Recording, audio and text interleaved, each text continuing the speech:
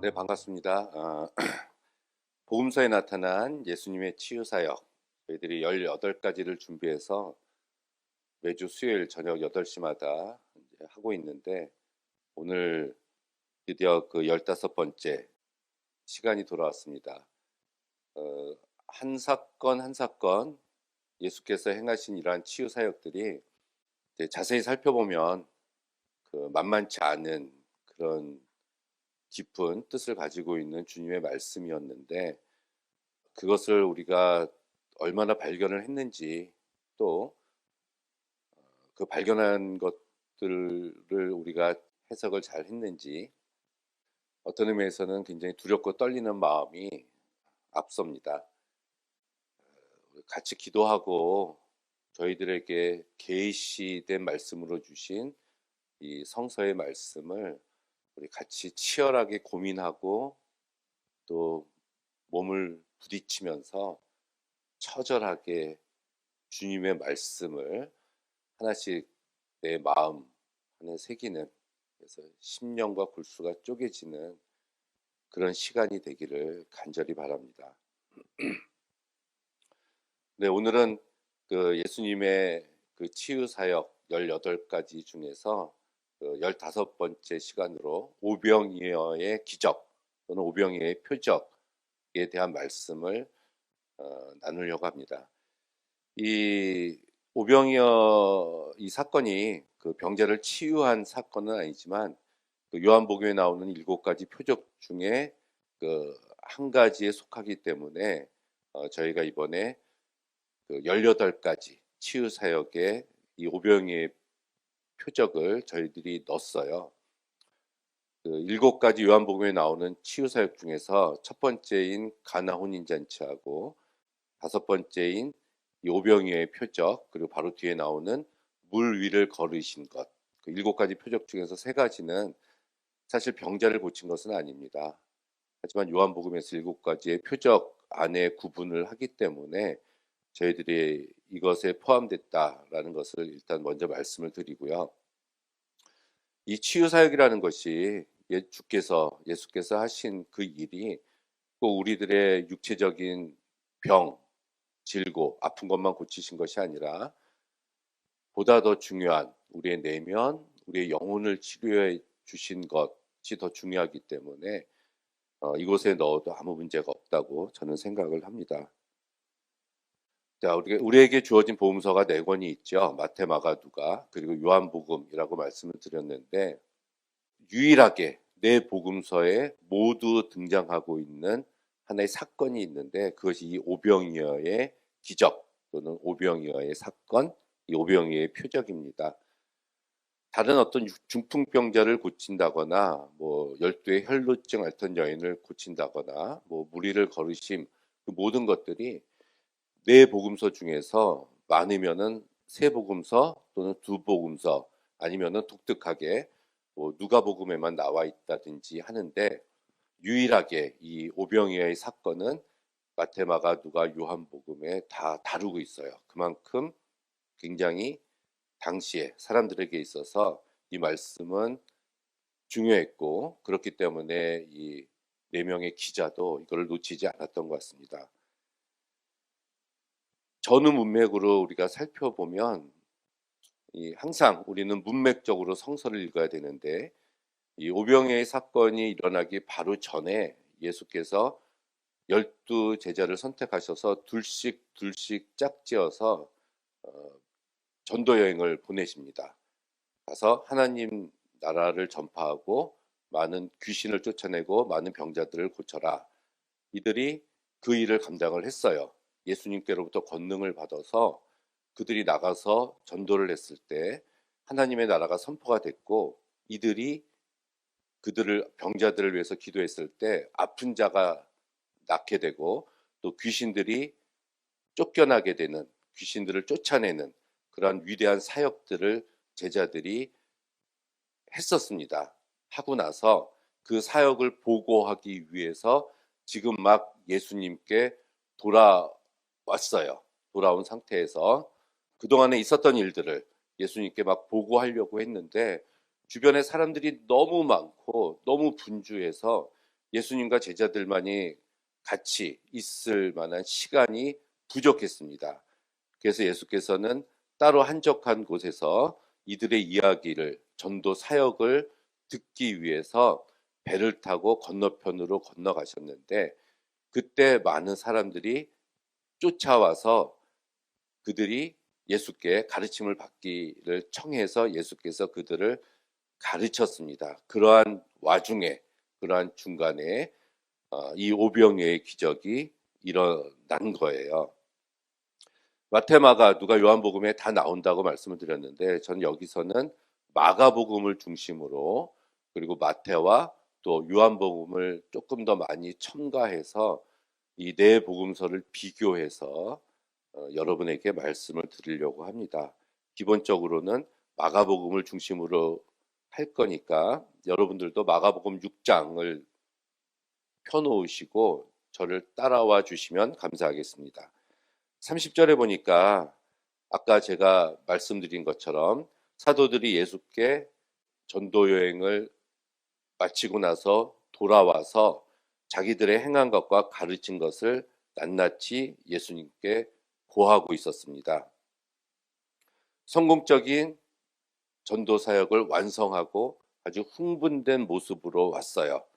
그런데 여기 마가복음에 사도들이, 이 사도라는 단어는 마가가 잘 사용하지 않는 단어였어요. 유일하게 마가복음에 이 6장 30절에만 등장을 하고 있습니다. 사도라는 것은 특수한 사명을 받은 자라는 뜻이겠죠. 마가가 이곳에서 이 제자들을 사도라고 불렀다는 것은 이들이 특수한 사명을 받고 그 사명을 완수해서 온 자들이었기 때문에 이러한 명칭을 독특하게 사용을 했습니다. 그때 예수께서는 따로 한적한 곳에서 쉬어라 하셨는데 오고 가는 사람들이 많아서 음식을 먹을 겨를도 없었다고 이 마가가 기록을 합니다. 사실 열정적인 복음 사역을 하고 돌아왔기 때문에 제자들은 심신이 굉장히 피로 있었고 또 허기져 있었던 것 같아요. 그래서 제자들을 아끼는 스승의 애틋한 마음으로 주께서는 이들에게 먼저 평안과 휴식을 제공해 주시려고 하셨습니다. 그런데 많은 사람들이 예수님과 제자들을 알아보고 이들이 예수님을 따라왔습니다. 그래서 예수께서는 배를 타고 그 갈릴리 호수를 건너서 다른 한적한 곳으로 가시려고 하셨어요. 그런데 그 배를 타고 예수님과 제자들이 건너가는 모습을 본 많은 사람들이 그 갈릴리 호숫가를 도보로 뛰어서 그들이 예수님의 배를 향해서 달려왔고, 오히려 그들이 예수님과 제자들이 배를 타고 가는 것보다 더 먼저 도착했다, 이렇게 마가가 기록을 하고 있습니다. 가버나움에서 벳세다까지 가는 길이었는데 이게 도보로 가면 한 30km 정도 됐다고 해요. 그렇다면은 이들은 굉장히 열정적으로 따라왔다는 것이고, 그 이유는 예수님에 대한 그런 인기가, 예수님에 대한 기대 심리가 최고조에 달하고 있었다는 것을 알 수가 있습니다. 바로 이 부분이 마가의 현장감 넘치는 기법이 아주 돋보이는 장면이라고 볼 수가 있어요. 휴식을 위해서 한적한 곳으로 이동하는 예수님의 일행과 그 일행을 따라서 도보로 막 달려가는 이 무리들, 군중들의 모습을 생동감 있게 마가가 33절에서 기록을 해주고 있는 겁니다. 이들이 이렇게 예수님을 열정적으로 따라온 이유는 바로 예수님이 병자들을 치유하는 치유 사역을 받기 때문이고, 또 그에 못지않게 예수님의 제자들이 스승을 본받아서 그와 같은 권능을 행하는 것을 봤기 때문에 이들이 따라왔던 것입니다. 그렇다면 이들의 믿음은 아직까지 그 심오한 주님의 가르침에 있다기보다는 그 예수님의 기적과 표적에 밑바탕을 둔 완전한 믿음이 아니었다고 볼 수가 있습니다. 이들은 자신들이 바라는 것들을 예수 그리스도를 통해서 채우려고 하는 이런 바람 때문에 쫓아왔다라고 볼 수가 있어요. 요한복음 6장 1절을 보면은 이 오병이의 기적을 시작할 때 요한은 그 후에 예수께서 갈릴리 바다 곧 디베랴 바다 건너편으로 가심에 이렇게 표현을 하고 있습니다. 여기서 갈릴리 호수에 대한 명칭을 한번 정리하고 넘어가는 게 좋을 것 같아서 제가 여기서 정리를 해봤어요. 우리가 흔히 알고 있는 갈릴리 바다, 갈릴리 호수 이렇게 알고 있는 명칭이 신구약 성서에 여러 가지 다른 표현으로 나옵니다. 물론 갈릴리 바다라는 표현도 나오고요. 여기서 바다하고 호수가 번갈아 나오는데 이것은 유대인들에게 있어서는 바다와 호수를 구별하는 단어가 없었습니다. 얌이라는 히브리어인데 이거를 바다 또는 호수에 공통적으로 모두 사용을 해요. 이들은 구분을 하지가 않았어요. 언어학적으로. 그래서 우리들이 갈릴리 바다 또는 갈릴리 호수 그래도 틀린 것은 아닙니다. 이 갈릴리 바다를 디베랴 바다, 요한이 바로 여기서 6장 1절에서 이렇게 표현을 하고 있지요. 이것은 호수의 서쪽 디베랴라는 아주 유명한 큰 도시가 있었기 때문에 디베랴 바다라고도 했고요. 또 누가복음 5장에 보면은 게네사렛 호수라는 표현도 나옵니다. 이것은 게네사렛 평야가 근처에 있었기 때문에 그렇고요. 또 긴네렛, 구약에서는 긴네렛이라고 나오는데 수금, 악기 수금을 긴네렛이라고 합니다. 아마도 호수 전체가 이 수금 모양을 하고 있었기 때문에 이렇게 이들이 불렀던 것 같아요. 주님은 이 가버나움이란 곳에서 출발을 해서 갈릴리 바다 건너편 벳세다, 어촌이라는 뜻을 가진 곳으로 이제 향해서 그곳에 도착을 하셨습니다. 이 벳세다는 베드로 또 빌립, 안드레의 고향이었어요. 근데 마가복음을 보면은 이 오병이의 기적이 끝나고 난 다음에 6장 45절에 기적을 다 행하시고 난 다음에 예수께서 벳세다로 가라 이런 표현이 나옵니다. 그래서 이 기적이 일어난 위치가 오병이의 기적이 일어난 위치가 약간 좀 불확실해요. 그렇지만 누가 역사적인 가치에 굉장히 치중했었던 누가나 또는 마태도 도착한 장소를 벳세다라고 분명하게 이야기를 하고 있습니다. 그렇다면은 마가복음을 제외하고 마태나 누가, 요한이 모두 벳세다라는 명칭을 사용한 것을 보면 아마 이 기적이 일어났던 장소는 벳세다였을 것이다라고 우리가 추측을 해볼 수가 있습니다. 예수께서 그들을 자신들을 따라온 이 도보로 뛰어온 이 무리들을 목자 없는 양같이 불쌍히 여기셔서 외면하지 않으시고 이들에게 귀한 가르침을 주셨어요. 본인이 휴식을 취해야 되는데 그것을 빼앗긴 것에 대한 불쾌한 감정을 드러내지 않으시고 오히려 이들을 불쌍히 여기신 깊은 감동과 연민의 정을 나타내 주셨습니다. 이렇게 예수님과 하나님의 우리를 향한 불쌍히 여기심, 이것이 우리들이 가장 추구해야 될 겁니다. 기도할 때 항상 우리가 저희를 불쌍히 여기소서 이러한 표현이 아주 중요한 표현이에요. 이것은 바리새인과 세리의 기도에서도 분명하게 나옵니다. 그런데 예수께서 너무 열정적으로 가르치신 나머지 시간이 많이 지나서 저녁 먹을 시간이 됐습니다. 날이 어둑어둑해졌어요. 그래서 빈들이었고 때도 저물어 가게 돼서 모두가 시장을 느꼈고 먹어야 되는 상황에 도달하게 되었습니다. 그래서 사람들이 요구를 해요. 제자들이 무리를 보내서 두루 촌과 마을로 가서 무엇을 사 먹게 하옵소서. 제자들이 무리들을 해산시키자고 예수님께 요구를 한 겁니다. 각자 더치페이로 식사를 해결하게 하자는 합리적인 제안을 제자들이 한 거예요. 그동안 식사 시간도 없이 바쁘고 열정적으로 예수께서 가르치셨고 그 말씀을 들었던 사람들의 태도도 굉장히 진지했음을 우리는 여기서 엿볼 수가 있습니다. 그때 예수께서는 너희가 먹을 것을 주라 이렇게 말씀을 하세요. 그랬더니 제자들이 우리가 200데나리온의 떡을 사다 먹이리까, 이 말은 우리가 어디서 떡을 사서 이 사람들을 먹게 할 수가 있습니까? 이런 말이죠. 예수께서는 뜻밖의 대답을 하신 겁니다. 너희가 먹을 것을 주어라. 여기서 중요한 단어는 너희예요. 이 문맥을 보면은 이 강조법이 쓰였는데 너희의 강조법이 사용되고 있습니다. 너희가 준비해서 무리들에게 나누어 주라는 말씀이셨죠. 그랬더니 제자들은 예수님의 이 말씀에 굉장히 큰 충격을 받은 것 같습니다. 굉장히 큰 액수가 필요하다고 이야기를 해요. 한 데나리온이 이제 노동자의 하루 품삯이었습니다. 그럼 200데나리온이 필요하다는 것은 약 8개월치, 한 사람 노동자의 8개월치의 급여가 필요한데 최소한 그 정도는 있어야 이들을 먹일 수 있습니다라고 이야기를 합니다.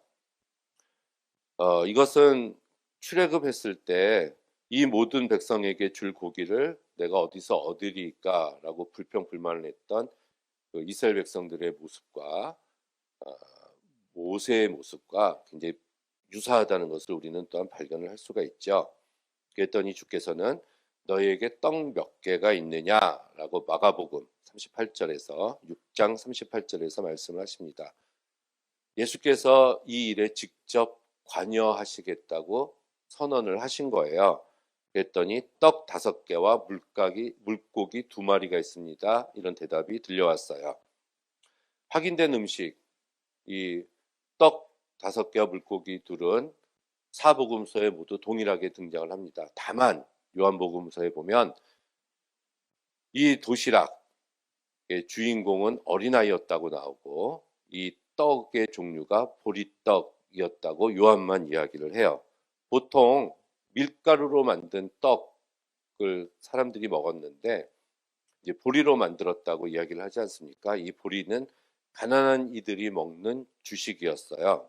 그리고 한 사람이 한 끼 식사를 위해서는 누가복음 11장에 밤중에 찾아온 손님 비유에서 보니까 떡 3덩어리를 구하거든요. 그러니까 떡 3덩어리가 한 사람의 한 끼 분량이었습니다. 물론 여기는 떡 5개가 있지만 이 떡의 주인이 어린아이인 것을 놓고 보면 이 떡의 크기도 어린아이용으로 굉장히 작았을 것이라는 생각이 듭니다. 200데나리온에는 아주 엄청나게 부족한 것이었죠. 이 물고기는 소금에 절이거나 구운 정어리, 자반의 한 종류로 이것은 보리떡을 먹을 때 목이 메이는 것을 방지하기 위해서 밑반찬으로 먹었습니다. 부활하신 예수께서 요한복음 21장에 나타나셔서 생선을 구워주셨는데 그때 같은 단어가 사용이 됐어요. 자, 근데 여기서 우리는 그 2사람을 한번 주목을 해볼 필요가 있을 것 같습니다. 한 사람은 빌립이고요. 또 한 사람은 안드레입니다. 먼저 빌립을 볼까요? 요한복음에 자세히 나오는데요. 예수께서 빌립에게 이렇게 물어보십니다. 우리가 어디서 떡을 사서 이 사람들을 이제 너희가 떡을 주라고 했을 때 우리가 어디서 떡을 사서 이 사람들을 먹게 하겠느냐라고 빌립이 얘기를 하는데 예수께서는 이것을 빌립을 시험하려고 예수께서 물어보신 것이다 이렇게 이야기를 합니다. 이 빌립은 베세다 출신이었어요. 그래서 아마 그곳 상황을 잘 알고 있었을 겁니다. 빌립은 자기 머릿속으로 인간적으로 계산을 해서 대답을 했습니다. 200데나리온의 떡이 부족하나이다. 이렇게 200데나리온이라는 숫자를 말하는 아주 계산적인 사람이었어요. 이게 요한복음에만 나오니까 마태마가 누가복음만 보면은 200데나리온의 이야기를 이 빌립이 이렇게 자세하게 했다는 것을 우리는 발견을 할 수가 없습니다. 이 빌립은 전에 혼인잔치에서 물이 포도주로 바뀌는 사건도 이 빌립이 참관을 했고요. 제자로서 당연히 봤고요. 그리고 이제 나다나엘을 데려온 사람이기도 하죠.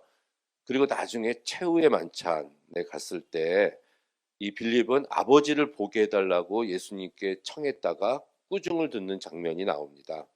직접 하나님 아버지를 보게 해달라고 예수님께 청하는 장면이 나와요. 그때 예수께서는 빌립아, 내가 이렇게 너희들과 오래 있었는데도 너희가 나를 알아보지 못하느냐? 나를 본 자는 아버지를 보았다. 아버지가 내 안에 계시고 내가 아버지 안에 있다. 이렇게 빌립에게 말씀하시면서 그를 꾸짖으십니다. 빌립은 주여 하나님을 우리에게 보여주옵소서. 그러면 족하겠나이다. 이렇게 뭔가 눈에 보이는 것, 인간적인 것, 계산 이런 것에 치밀한 사람이었어요. 현실적인 사람이었죠. 지적으로 탁월하고 분석 능력도 있는 사람이었습니다. 하지만 인간적으로 이러한 능력만 앞세우다 보면은 신앙의 길에서 뒤처질 수가 있습니다. 왜냐하면 하나님의 방법, 계산과 이 세상의 방법, 계산이 다르기 때문에 그래요. 인간적인 시각과 계획만 앞세우다 보면은 하나님의 시간, 하나님의 계획을 우리가 소홀히 할 때가 굉장히 많이 있습니다. 하나님의 방법은 틀려요. 숫자가 틀리고요. 수학적으로, 산수적으로 계산이 틀립니다. 하루 종일 뙤약볕에서 일한 포도원에서 일한 일꾼과 서늘한 데 와서 1시간 동안 일한 그 일꾼의 품삯을 동일하게 주는 것이 하나님의 계산법이었어요. 99마리의 양을 놔두고 한 마리의 양을 찾아서 온 사방을 돌아다니는 이것이 바로 하나님의 계산 방법입니다. 여기서 예수님은 우리와 어디라는 얘기를 했습니다. 우리가 어디에서 구할 수 있는가? 그때 예수께서 원하시는 답은 우리가 주님에게서 얻어야 된다. 이런 말이에요. 고린도전서에 보니까 값으로 산 것이 되었으니 그런즉 너희 몸으로 하나님께 영광을 돌리라. 값으로 샀다는 이런 구절이 나와요. 이것은 하나님께서 예수 그리스도를 십자가 죽으심으로 그 값으로 예수 그리스도를 샀다는 말씀이에요.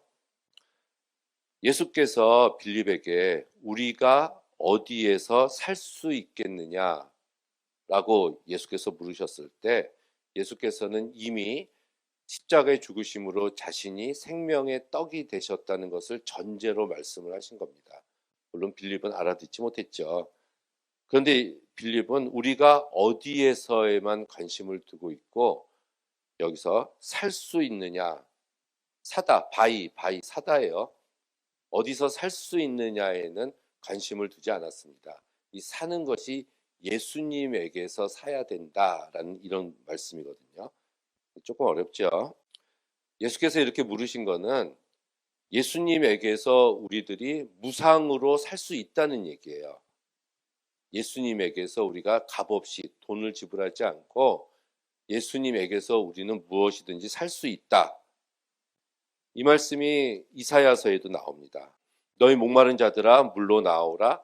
돈 없는 자도 오라. 너희는 와서 사 먹되 돈 없이 값 없이 와서 포도주와 젖을 사라. 이렇게 하나님께서는 이스라엘에게 자신에게 와서 양식을 사라고 초대하셨을 때 똑같은 말씀을 하셨어요. 이것처럼 예수님에게서 우리가 값없이 언제든지 가서 무엇인가를 살 수 있다는 얘기입니다. 왜? 예수님이 생명의 떡이기 때문에. 요 뒤에 오병이의 기적이 끝나고 그리고 물 위를 걸으신 표적이 있고 난 다음에 예수께서 나는 생명의 떡이니 하면서 이 말씀을 풀어서 해주십니다. 거기까지 가야지 우리가 이해를 할 수 있는 부분인 것 같아요. 물론 빌립처럼 계산하고 분석하는 사람이 어느 공동체 내에서 필요할 수도 있습니다. 예수께서도 망대를 짓기 전에 돈이 얼마나 들어가는지 계산하고 나서 지어라 라고 누가복음에서 말씀을 하셨어요. 그 모든 계획을 다 짜고 공사를 시작해라. 다만 우리는 모든 계획과 계획의 완성은 오로지 주님께 있다. 경영하는 것은 하나님께 있다라고 맡기는 것이지 그 계획하는 일조차 맡기는 것은 물론 아니라는 얘기겠죠. 자, 또 한 사람 등장합니다. 안드레예요, 안드레. 안드레는 예수님이 하신 말씀을 듣고 예수께서 문제를 해결하실 수 있겠구나라고 생각을 했던 사람입니다. 그래서 빌립이 발빠르게 머리를 돌려서 계산을 하고 있는 사이에 안드레는 군중을 헤집고 들어가서 군중 가운데서 보리떡 5개와 작은 물고기 2마리를 가진 아이를 찾아내서 예수님께 인도합니다. 이렇게 안드레는 누구를 이렇게 인도를 잘하는 사람이었다라고 얘기를 하잖아요. 그래서 안드레 전도법 이런 얘기 나옵니다. 요한복음 1장에 보니까 베드로를 안드레가 예수께 인도를 했고, 이 오병이의 기적에서도 이 어린아이를 예수님께 인도한 사람입니다. 그런데 거기까지는 좋았는데 안드레가 그것이 이 많은 사람에게 얼마나 되겠습니까? 라는 다소 회의적인 이런 이야기를 해요. 이거를 보면은 안드레도 이때까지 확고한 믿음이나 신념이 있었다고 보기는 어려울 것 같아요. 자, 그때 예수께서는 제자들에게 명하사 때를 지어서 푸른 잔디 위에 50명, 100명씩 앉히십니다. 예수님의 행동은 점점 이해할 수 없는 신비감으로 나아갔어요. 무리를 지어서 앉으라고 명령을 하셨습니다. 때를 지어서 앉았다.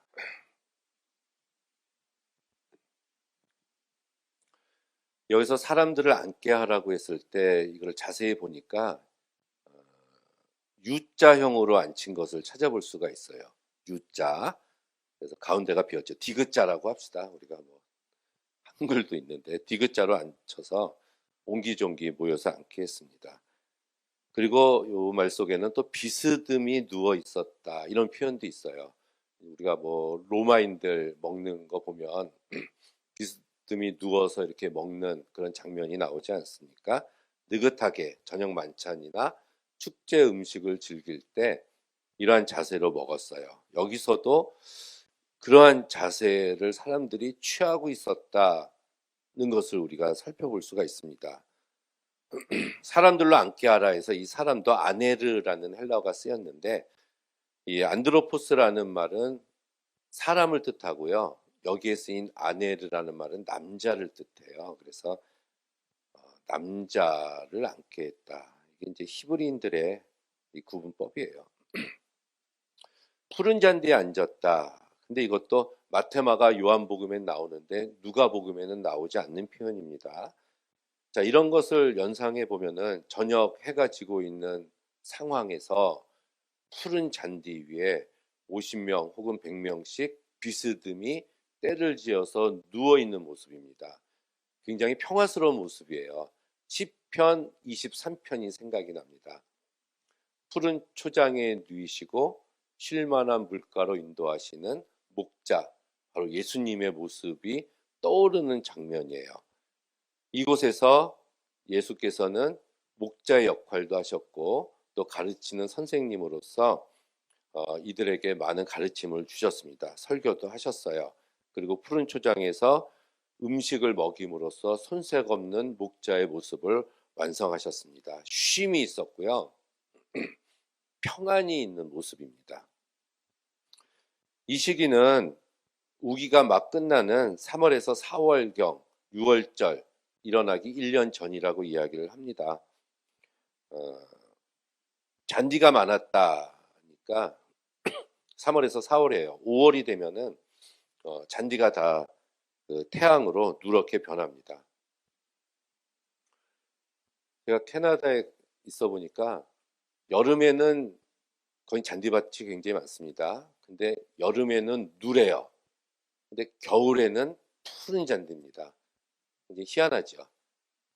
여름에 건조하고 아주 뜨겁기 때문에 캐나다에 있는 모든 잔디들이 아주 누렇게 변하고요. 겨울에는 영하로 내려가지 않습니다. 제가 있던 밴쿠버는 그 날씨에 비가 많이 오기 때문에 아주 푸른색의 초록색의 그런 싱그러운 잔디를 어디서나 볼 수가 있습니다. 자, 요때는 3월, 4월경 우기였기 때문에 푸른 잔디라는 표현도 맞아요. 푸른 잔디 위에 옹기종기 모여있는 사람들의 모습을 보면 마치 꽃밭이나 정원 같은 인상을 줍니다. 그들이 여러 가지 색깔의 옷을 입고 있었다면 굉장히 멋진 모습이었다고 느껴져요. 드디어 예수께서 하늘을 우러러 축사하시고 제자들에게 주어서 이들이 먹게 됩니다. 공동 식사 모습이에요. 전통적인 유대인들의 감사 기도를 예수께서 하신 거죠. 여기서도 이제 축사하시다 이런 표현이 나오는데, 이 축사하시다라는 표현은 공간복음에서는 그 최후의 만찬에서만 나오는 단어인데, 이게 요한복음에 보면은 이 말씀이 나와요. 이것은 이 오병이의 기적을 성찬식과 연결시키려는 요한의 의도가 분명히 있었습니다. 이 뒤에 요한복음 22장부터 6장 22절부터 시작하는 생명의 떡에 대한 예수님의 가르침과 연결시키려는 의도를 요한이 가지고 있었습니다. 그리고 또 하나 특이한 점은 공간복음서에서는 예수께서 축사식을 떡을 떼서 제자들에게 주면 제자들이 그것을 사람들에게 나누어 주는데, 요한복음에서는 그러지 않아요.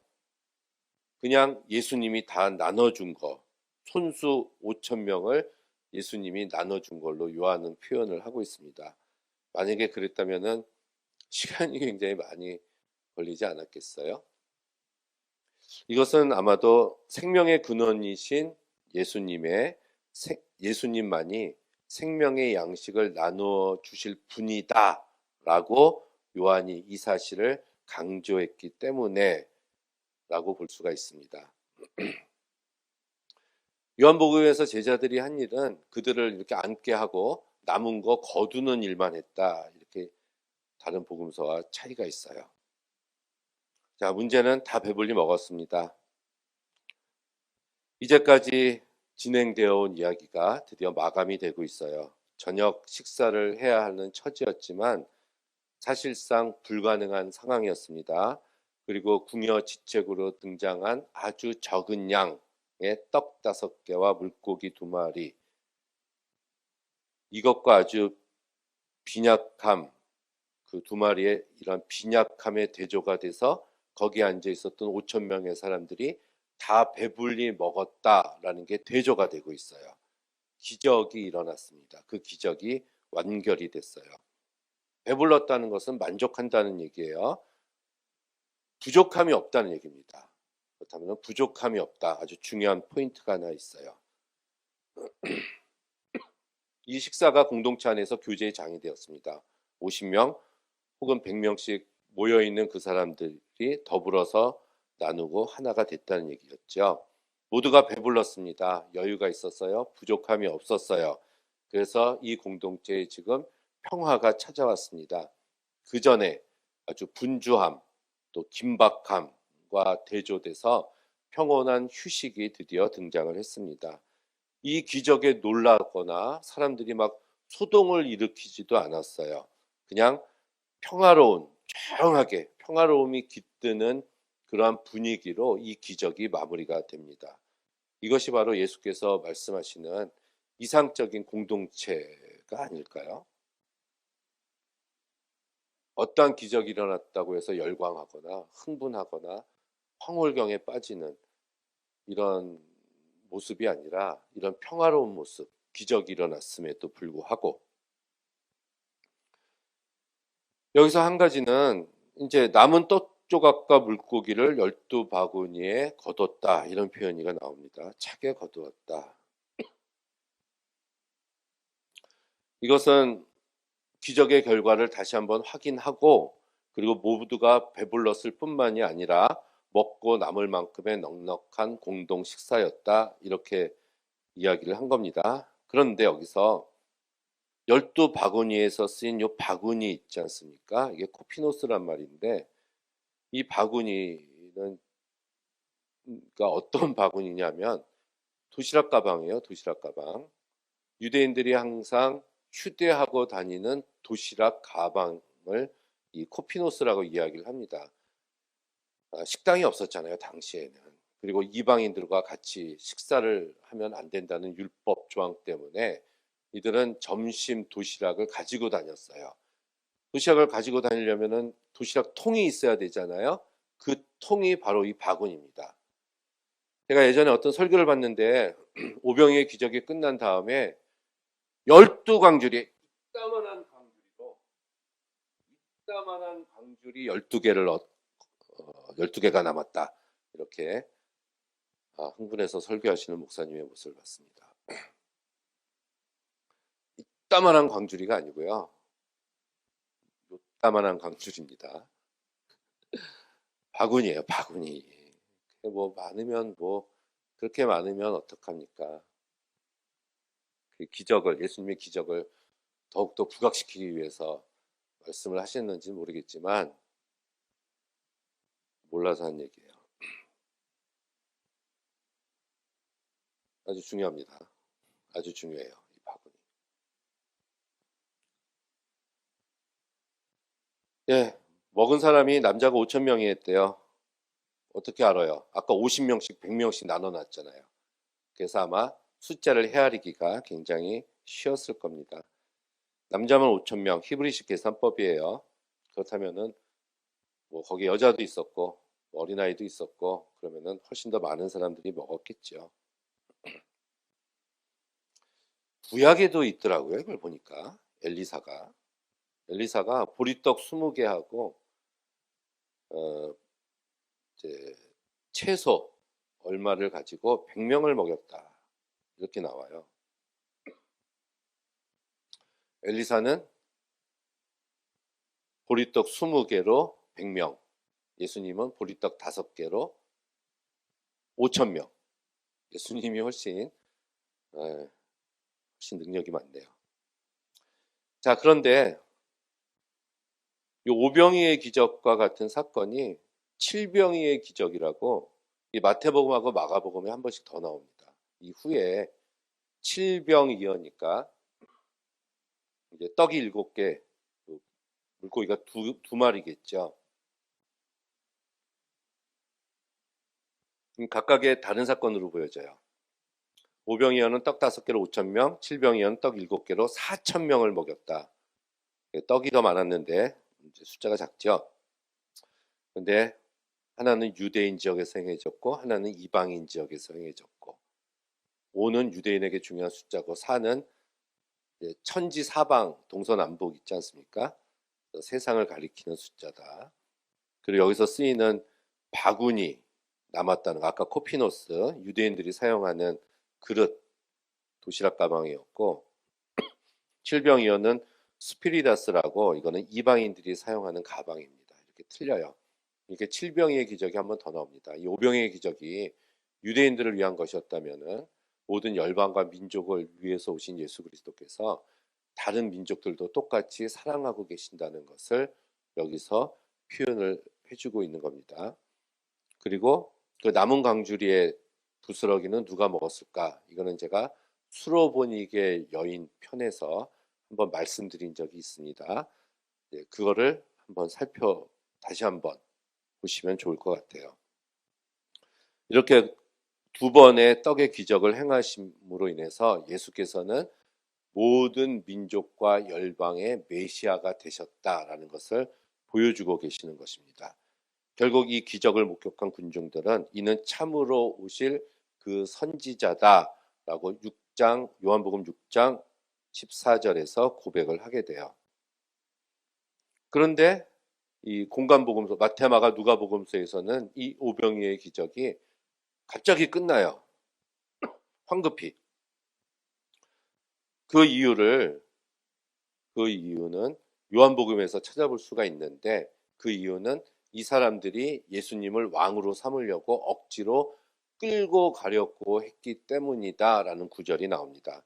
오병이의 기적을 체험한 이 사람들이, 무리들이 편안하게 배불리 먹은 것까지는 좋았는데 평화롭게 쉬었는데 그 이후에 예수님을 억지로, 예수님의 의사와는 상관없이 자기들의 왕으로, 자기들만의 왕으로, 이스라엘만의 왕으로 삼으려고 예수님을 끌고 가려고 했습니다. 그래서 예수님은 산으로 올라가셨고 제자들에게는 배를 타고 다시 건너편으로 건너가라 라고 말씀을 하셨어요.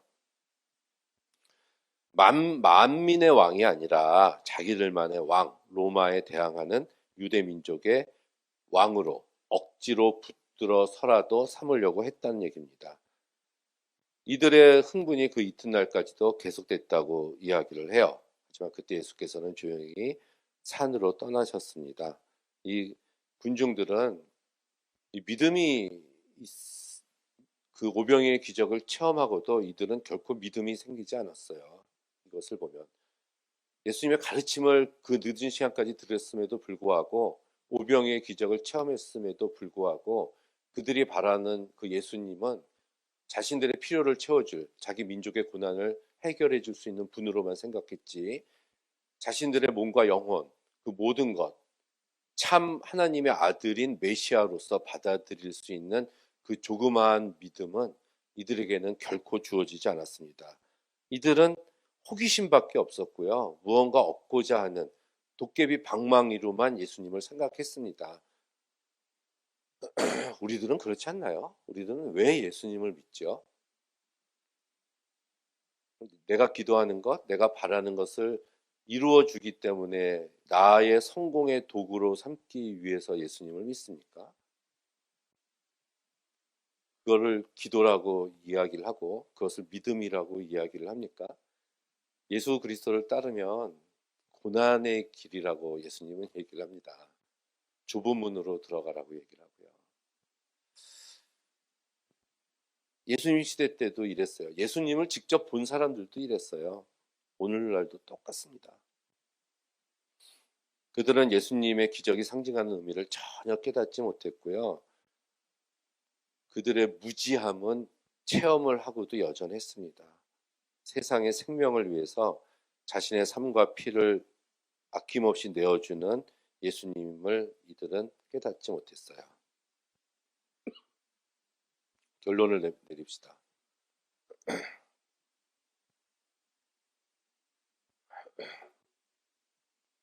먼저 예수님의 크신 긍휼이 나타나네요.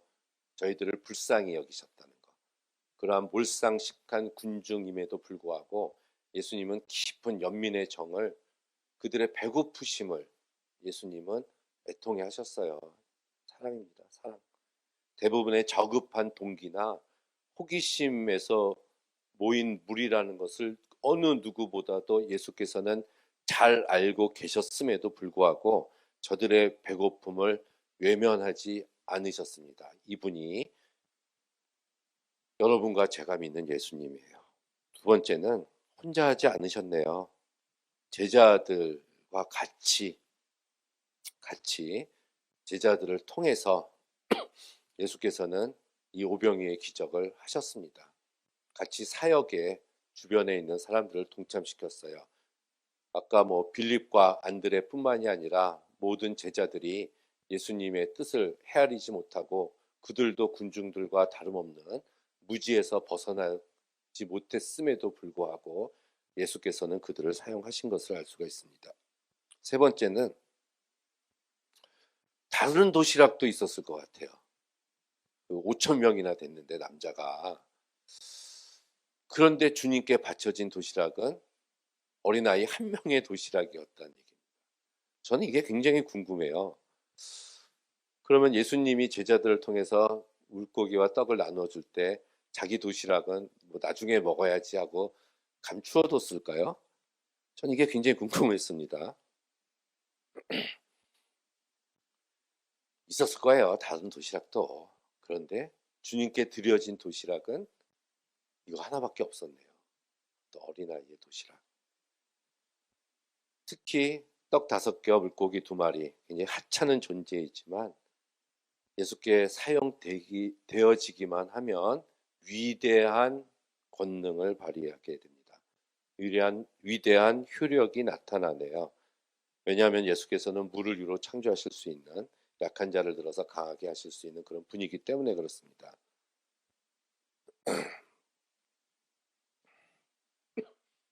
이것과 함께 요 마지막에 보면은 이 어린아이에 바쳐진 도시락인데, 나중에 저는 이 어린아이가 어떻게 되었을까 굉장히 궁금해요. 이것 또한 성서에서 이야기하고 있지 않기 때문에. 그런데 이제 많은 뭐 렘브란트나 이런 성서학자들이 자기 성서 그림을 그릴 때 예수께서 십자가에서 돌아가시는 그 순간에 요 어린아이의 모습을 옆에다 그려놓고 이런 성화들이 많이 있어요. 아마 이 아이는 훌륭한 지도자가 됐을 것 같습니다. 초대교회에. 그 구레네 시몬의 아들 루포가 그랬던 것처럼 헌신된 자가 됐었겠죠. 아마 그 뒤에 자기의 도시락이 그렇게 쓰임 받는 걸 보고 예수님이 누구신가 라는 궁금증 때문에 예수님을 쫓아다니는 그런 자가 되지 않았을까? 저는 그렇게 생각해요. 자, 제자들은 우리가 어떻게 이들을 먹이리까 이렇게 이야기를 했다고 아까 말씀을 드렸죠. 문제가 발생했을 때 이 제자들은 자신의 관점에서 생각을 하고 상황 판단을 했습니다.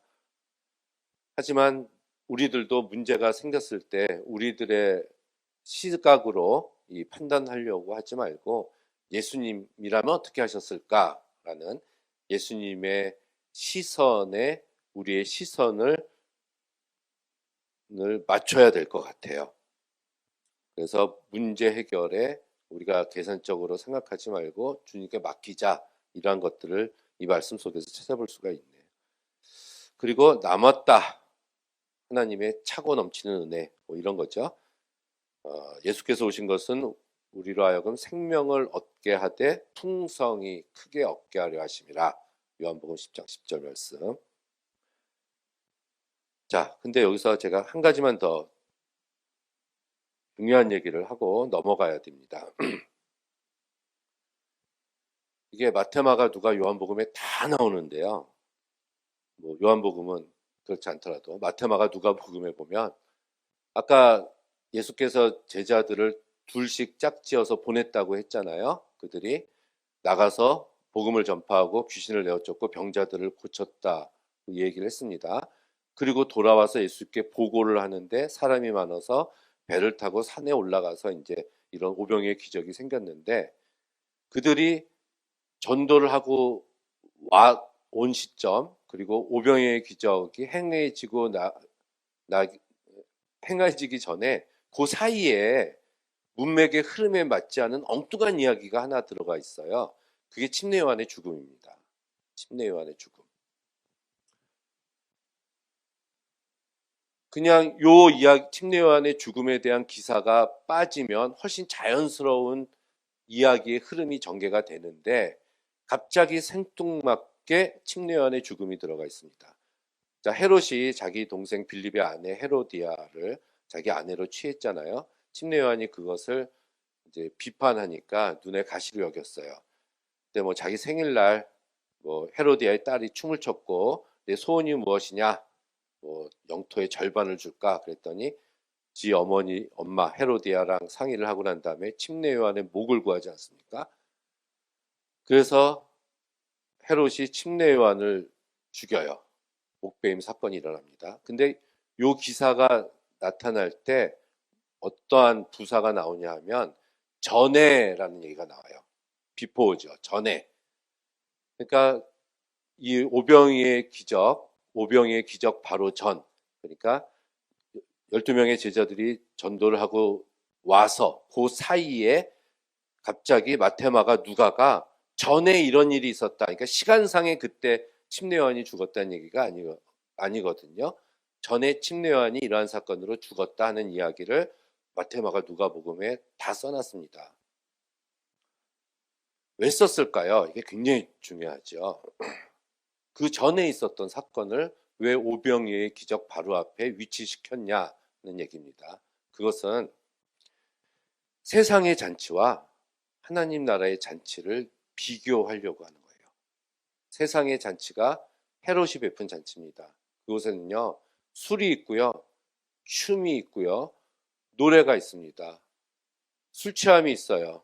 뭐 환호가 있죠. 박수 소리가 넘치고요, 기쁘고요, 소리 지름이 있습니다.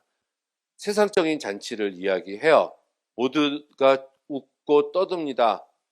그 세상적인 잔치의 결과는 하나님의 선지자였던 침례 요한의 죽음이에요.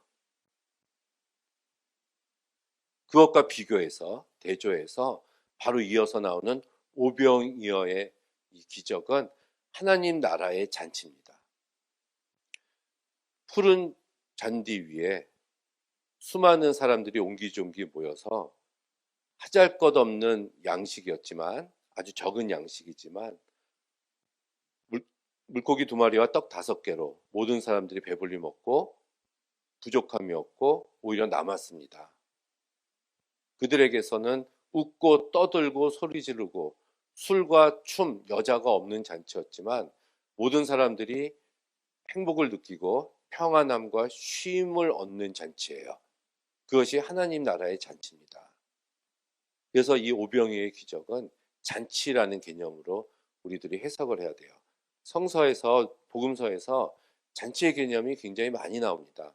특별히 누가복음 15장에 보면은 3가지 비유가 나오잖아요. 잃은 양의 비유, 잃은 동전의 비유, 잃은 아들의 비유. 100마리 양이 있었는데 1마리 잃어버렸어요. 찾아왔습니다. 잔치를 베풀어요. 양이 늘어났나요? 늘어나지 않았어요. 100마리였다가 99마리였다가 한 마리가 다시 들어서 100이 됐는데 돈 낼 사람들을 불러서 잔치를 베풉니다. 즐기자 이렇게 얘기해요. 집안에서 동전 하나 잃어버렸어요. 10개 중에서. 다시 찾았습니다. 동네 사람들 불러다가 잔치를 베풀어요. 재산이 불어나지 않았는데도. 아들 2이 있었는데요. 한 아들이 떠나갔다가 다시 왔어요. 동네 사람을 불러서 잔치를 베풉니다. 큰아들은 그 잔치에 들어가기를 거절해요. 이 잔치라는 것이 이 공간복음서에서, 복음서에서 굉장히 중요한 이 모티브로 등장을 합니다. 예수께서 세리와 죄인들과 식사하는 것이 바로 이 하나님 나라의 잔치예요. 아까 말한 그 3가지 비유, 그 비유를 하신 이유가 바리새인들이 예수께서 세리와 죄인들과 식사하는 것을 보고 비난하자 예수께서 잃은 양, 잃은 동전, 잃은 아들에 대한 비유를 말씀하시고 그 잔치에 참여하지 않은 큰아들이 바로 너희들이다 라고 얘기를 하신 겁니다. 자, 이것처럼 이 잔치를 비교하려고 하는 거예요. 세상 나라의 잔치와 하나님 나라의 잔치. 여러분, 세상 나라의 잔치가 좋습니까? 술이 좋고 여자가 좋고 춤이 그리우십니까? 웃고 떠들고 마시고 즐기고 그렇게 지내고 싶으신가요? 그 뒤에는 하나님의 심판이 있고요. 하나님의 선지자의 목베임이 있고요. 본인에게는 깊은 절망감과 허탈함, 아주 공허함이 남을 뿐입니다. 하지만 보리떡 5개와 물고기 2마리밖에 없는 하나님 나라의 잔치지만 주께서 베풀어 주신 그 잔치는 우리에게 행복과 평안, 쉼과 안식을 가져다 주는 아주 풍요로운 그런 잔치가 될 줄로 믿습니다.